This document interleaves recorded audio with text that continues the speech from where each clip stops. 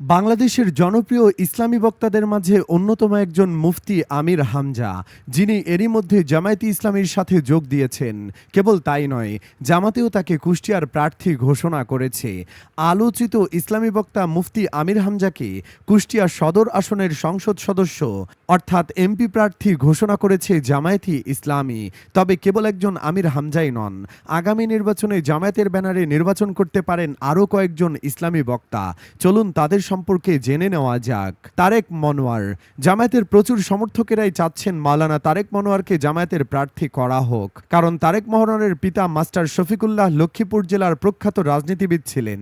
তিনি ছিলেন তৎকালীন নোয়াখালী 12 আসনের সংসদ সদস্য, যা বর্তমানে লক্ষ্মীপুর 3 হিসেবে পরিচিত। শফিক উল্লাহ বাংলাদেশ জামায়াতে ইসলামীর কেন্দ্রীয় নেতা ছিলেন। তিনি 1979 সালে দ্বিতীয় জাতীয় সংসদ নির্বাচনে জামায়াতে ইসলামীর হয়ে ইসলামিক ডেমোক্রেটিক লীগের প্রার্থী হিসেবে সংসদ সদস্য নির্বাচিত হন। তার বাবার চাওয়া ছিল ছেলে যেন একদিন এমপি হয়। মূলত এ কারণে অনেকেই চাচ্ছেন মাওলানা তারেক মনোয়ার যেন লক্ষ্মীপুর থেকে জামায়াতের প্রার্থী হন। সেক্ষেত্রে তার নির্বাচনে আসন হতে পারে লক্ষ্মীপুর 3, আর প্রার্থী হলে তার পাশ করার সম্ভাবনা প্রবল। কাজী ইব্রাহিম। তারেক মনোয়ারের পাশাপাশি লক্ষ্মীপুর 3 আসনে আরেক জনপ্রিয় ইসলামিক বক্তা মুফতি কাজী ইব্রাহিমের ব্যাপারেও ভাবতে পারে জামায়াত। পরপর 2 বার এমপি হওয়া বিএনপির অ্যানি চৌধুরীর প্রতিদ্বন্দ্বিতায় জামায়াতের শক্ত ও জনপ্রিয় প্রার্থীর প্রয়োজন বলে মনে করছে স্থানীয় সমর্থকরা, যে কারণেই আসছে কাজী ইব্রাহিমের নাম। তবে এখানে যদি কাজী ইব্রাহিমকে মনোনয়ন দেওয়া হয়, সেক্ষেত্রে মাওলানা তারেক মনোয়ারকে লক্ষ্মীপুরের অন্য 3টি আসন কিংবা ঢাকার কোনো আসন থেকেও মনোনয়ন দেওয়া যেতে পারে বলে মনে করছে জামায়াতের সমর্থকেরা। রফিকুল ইসলাম মাদানী। জামায়াতের নমিনেশন দেওয়ার বিষয়ে খুব জোরে সোরে উচ্চারিত হচ্ছে জনপ্রিয় ইসলামিক বক্তা রফিকুল ইসলাম মাদানীর নাম। নেত্রকোনার কোনো একটি আসন থেকে মাদানী হুজুরকে নমিনেশন দিতে পারে জামায়াত। এক্ষেত্রে তার নেত্রকোনা 5 হওয়ার সম্ভাবনাই বেশি, কারণ এখানকার পূর্বধলাতে জন্মগ্রহণ করেন রফিকুল ইসলাম মাদানী। 2012 সাল থেকে এখন পর্যন্ত একজন সুপরিচিত ইসলামিক বক্তা হিসেবে খ্যাতি অর্জন করেছেন রফিকুল ইসলাম মাদানী। ফ্যাসিস্ট সরকারের সময়ে যেসব আলেম তীব্র অত্যাচারের শিকার হয়েছিলেন, তাদের মধ্যে শুরুর কাতারেই থাকবেন তিনি। যার ফলে জামায়াতে যদি রফিকুল ইসলাম মাদানীকে নেত্রকোনা থেকে নমিনেশন দেয়, সেক্ষেত্রে তার জয়ের সম্ভাবনা বেশি বলে মনে করেন দলটির সমর্থকেরা। ডক্টর মিজানুর রহমান আজহারি।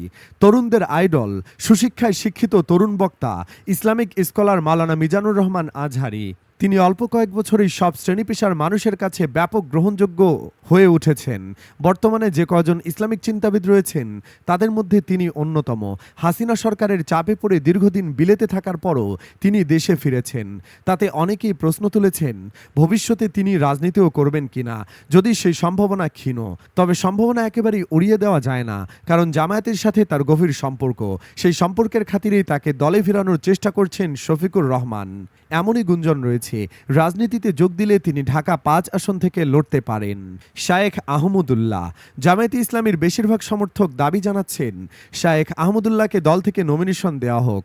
এক্ষেত্রে শায়েখ আহমদুল্লাহর জন্মস্থান লক্ষ্মীপুর সদর কিংবা নারায়ণগঞ্জের কোনো একটি আসন থেকে তাকে নমিনেশন দেওয়া যেতে পারে, কারণ এখানকার ভূমিপল্লী জামে মসজিদের খতিবের দায়িত্ব পালন করছেন আহমদুল্লাহ। অনেক ভক্তরা মনে করেন শায়েখ আহমদুল্লাহ বাংলাদেশের যে কোনো আসন থেকে নির্বাচনে শক্ত প্রতিদ্বন্দ্বিতা করতে পারবেন, এমনকি যে কোনো আসন থেকে এমপিও বনে যেতে পারেন। তবে মূল প্রশ্ন হলো, শায়েখ আহমদুল্লাহ নির্বাচন করতে রাজি হবেন কিনা। আহমদুল্লাহ অন্তর্বর্তীকালীন সরকারের ধর্ম উপদেষ্টা হওয়ার প্রস্তাবও পেয়েছিলেন, কিন্তু তিনি সাধারণ মানুষের কাতারে থেকে বিভিন্ন জনকল্যাণমুখী কাজ করতে বেশি স্বাচ্ছন্দ্য বোধ করেন। মাওলানা মামুনুল হক। আগামী নির্বাচনে ইসলামপন্থী ঐক্যবদ্ধ করতে সম্ভাব্য সব ধরনের চেষ্টা চালিয়ে যাওয়ার ঘোষণা দিয়েছিলেন বাংলাদেশ খেলাফতে মজলিসের আমির মাওলানা মামুনুল হক। তিনি বলেছেন, বাংলাদেশ খেলাফতে মজলিস আগামী নির্বাচনে যে কোনো মূল্যে ইসলামপন্থীদের ঐক্যবদ্ধ প্ল্যাটফর্ম তৈরি করতে চায়। এ লক্ষ্যে আমরা সব রকম প্রচেষ্টা চালিয়ে যাব ইনশাআল্লাহ। বাংলাদেশ খেলাফতে মজলিস অবশ্য বেশ আগেই 300 আসনে প্রার্থী দেওয়ার ঘোষণা দিয়ে রেখেছে। তবে অনেকেই মনে করছেন শেষ পর্যন্ত কোনো জোটবদ্ধ হওয়ার সম্ভাবনাই বেশি।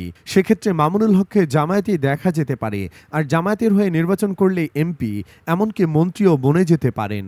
এনায়েতুল্লাহ আব্বাসী। একজন গুণী ও জনপ্রিয় মানুষ হিসেবে অনেকেই এনায়েতুল্লাহ আব্বাসীকে অনুরোধ করেন নির্বাচন করার জন্য।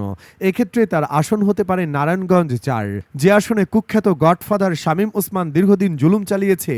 সেখানে বহু জনগণ এনায়েতুল্লাহ আব্বাসীকে তাদের এমপি হিসেবে দেখতে চান। তাছাড়া সারা দেশে নারায়ণগঞ্জ ৪ আসনের গুরুত্ব অনেক। তবে জনপ্রিয় এই আলেমের নিজের ইচ্ছাটাই বাকি।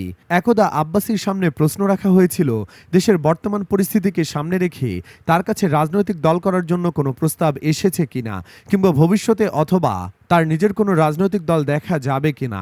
এনায়েতুল্লাহ আব্বাসী তখন বলেছিলেন, নির্বাচনকে সামনে রেখে আমার কাছে প্রস্তাব এসেছিল নারায়ণগঞ্জ ৪ আসনে আমি যেন স্বতন্ত্র প্রার্থী হই। তবে এই প্রস্তাব আমি নাকচ করে দিয়েছি, কারণ আমি তো গণতন্ত্রেই বিশ্বাসী নই। তাই এইসব নির্বাচনের প্রস্তাবে আমি কান দেই না। বন্ধুরা, আলোচিত এই নেতাদের মধ্যে আপনাদের কার প্রিয় কে? মন্তব্যের ঘরে অবশ্যই যে কোনো একজনের নাম জানিয়ে দিবেন। আর আমাদের নতুন এই চ্যানেলটিকেও সাবস্ক্রাইব করবেন। আল্লাহ হাফেজ।